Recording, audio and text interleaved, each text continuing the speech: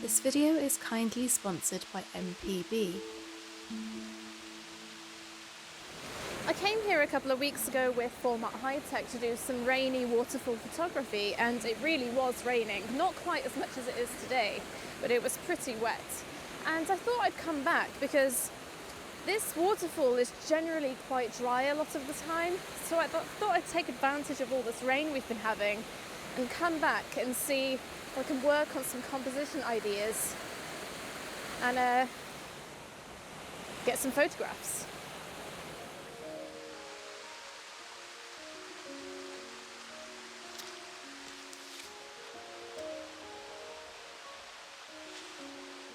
Now I'm going to tackle this location bit by bit, sort of section by section.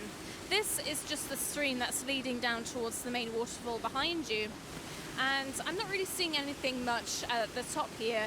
Nothing's really jumping out to me image-wise. This is the first sort of big dip that we have in this stream, the first sort of small cascade. And as you can see, it's flowing abundantly. And I think there's an image here, but not because of this flowing cascade. I was actually drawn to these two sort of rectangular shaped rocks here in the bottom in this little pool.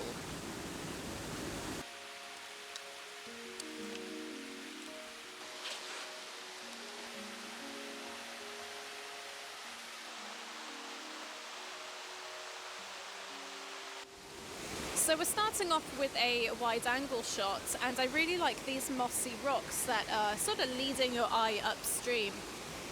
From this angle we don't quite see those rectangular rocks that I pointed out a moment ago, but what I'm going to do is I really want to take the time to explore and experiment with my angles, my focal lengths, and so after taking this shot I'm then going to sort of inch closer to it and shift my angle slightly where those rocks are a bit more prominent in the scene.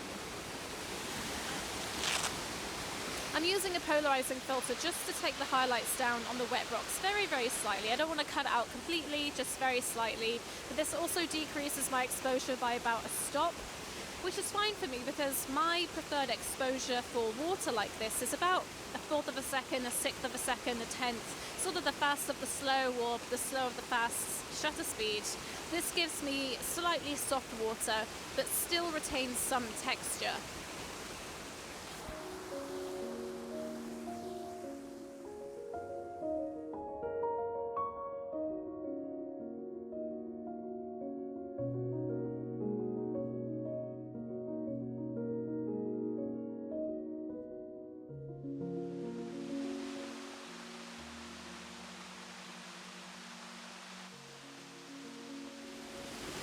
So we've shifted and zoomed in for a more intimate shot, and I really like this. I think this will be nice if I can get it right. I'm facing two problems here. The first being this mossy rock in the foreground is a bit too distracting, I think. It's quite big, but if I zoom in to crop it out, or if I shift the camera a bit more to the left to try and balance the image to bring more space on the left, I do crop it out, but I'm also cropping out this stream that's coming from the top right corner. My second problem is I can't tell if I'm wonky or straight. And that sounds bizarre, but this stream is coming down at an angle, so this cascade is not going to be straight anyway, but the ground that I'm on is also very, very uneven, so it's sort of difficult to position tripods and make sure that I'm level. And so I can't tell between the two if I'm wonky or not. So what I'm going to have to do is either zoom out a bit and allow myself room for cropping and straightening in post-processing, or I'm just going to have to keep sort of adjusting my angle as I'm taking images until I think it sort of looks right on the LCD screen, but I really can't tell. And I don't want it to look as though I took a wonky shot, you know? So this might be interesting, but otherwise I think this is a nice shot.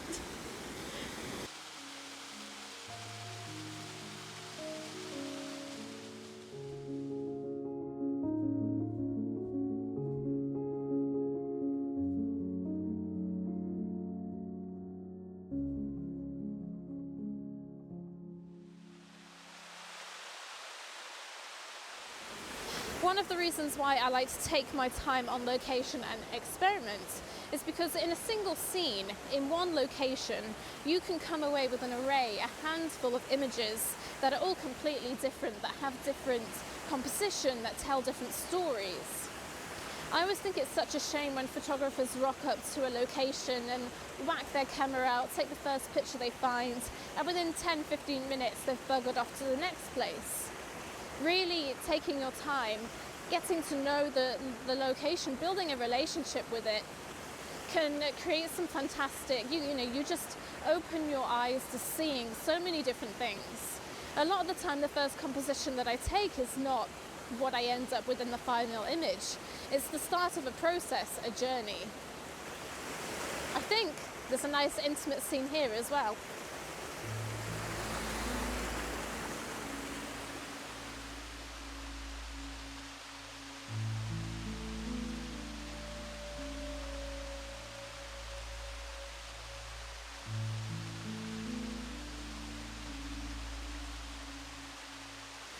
This is a pretty awkward place to film. Oh, we got a bit of fog. Hang on, I'll be back in a second. Let me just get this. Yes, okay. Right, we've got a great vertical shot here. We're low down, we're pretty much in the stream, looking up at these cascades coming towards the camera. We just had a bit of low mist as well.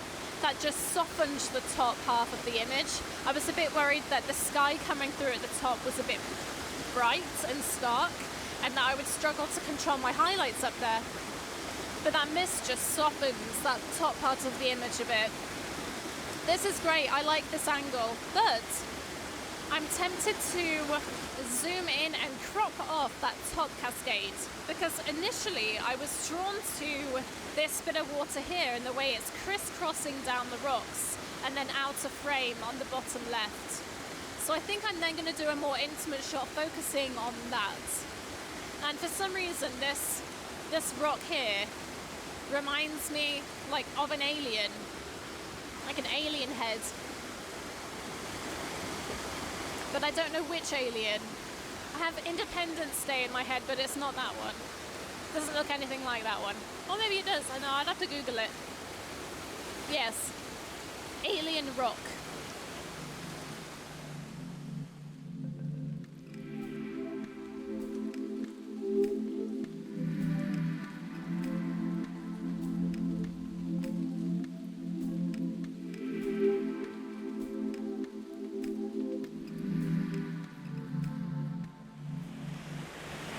We are slowly moving downtown towards that waterfall. I know some of you are thinking, just get there already. We will. It's a bizarre one as well, you'll see when we get there. But this is great right now for sort of close-up intimate shots, so I want to see if I can find something else just before we hit that big cascade, that drop.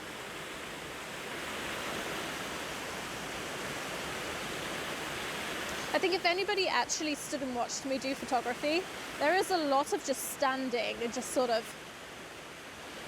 just staring, blankly staring, where it looks blank, but my brain is going. It's doing a lot of thinking.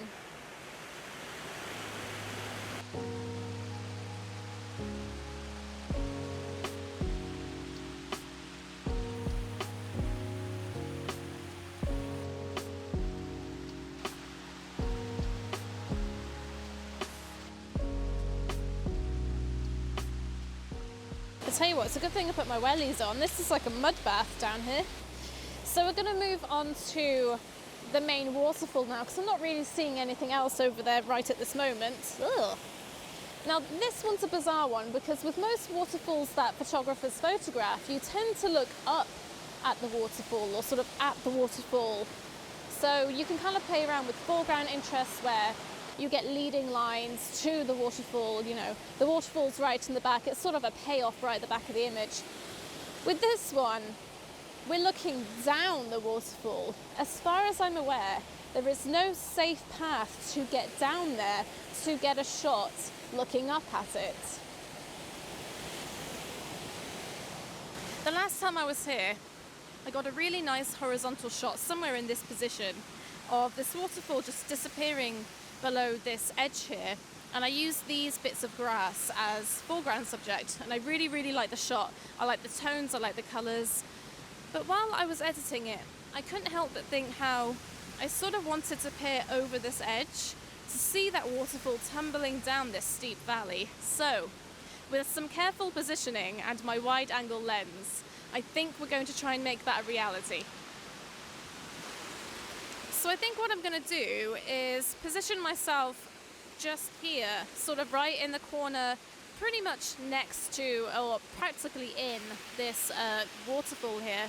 I'm going to be very, very careful because it's very muddy, slippery, wet, uneven. I'm very aware of how dodgy this is right now. But if you don't try, you never know. So we're going to grab a wide shot there. And I think the angle will be really, really interesting. So I think I'm just going to crack on and do it and try not to have an accident. So let me know what you think.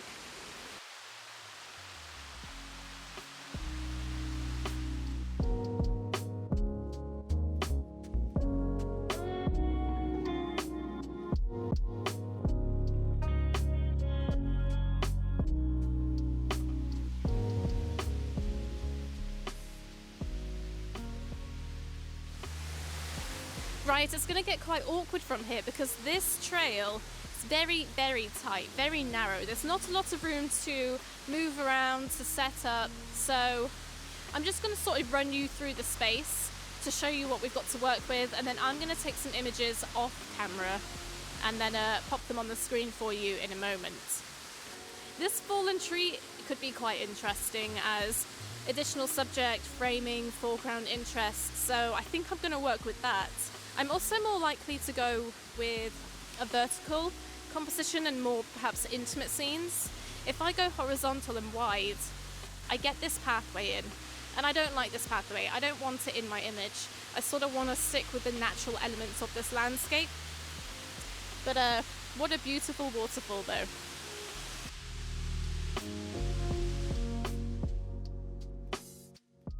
I think this part of the trail may be more appealing to me when the landscape is a bit greener, and so I wandered back up the trail for one last look off camera and managed to find this shot.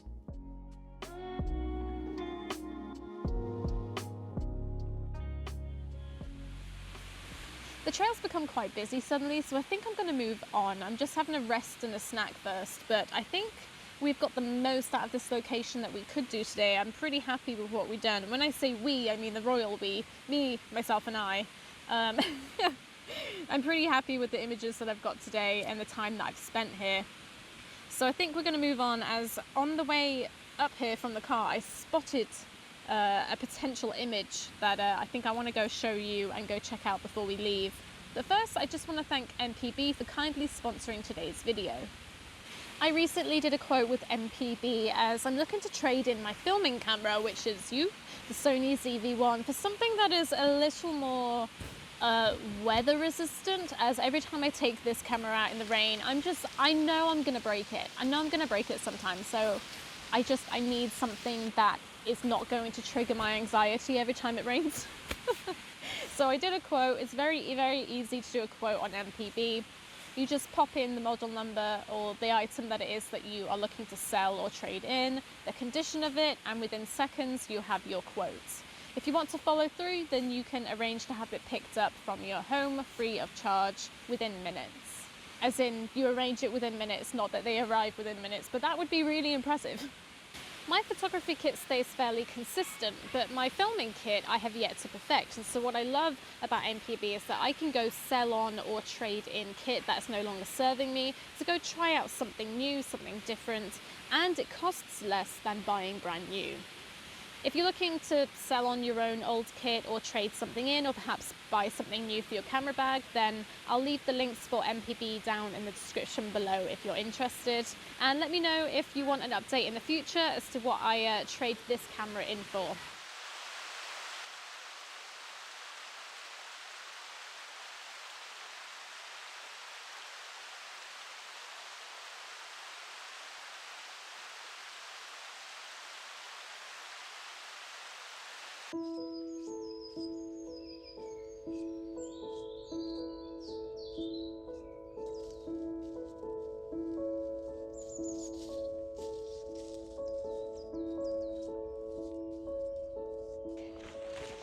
Okay, you need to tell me what you see when you look at this tree.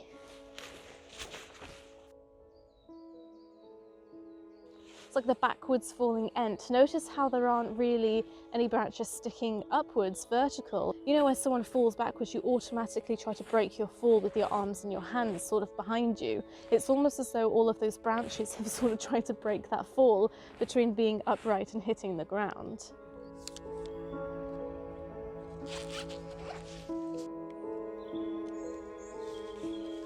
I'm going to go ahead and take a picture to add to my growing collection of falling or fallen tree images. Let me know what you think, and thank you so much for watching. I'll see you next time.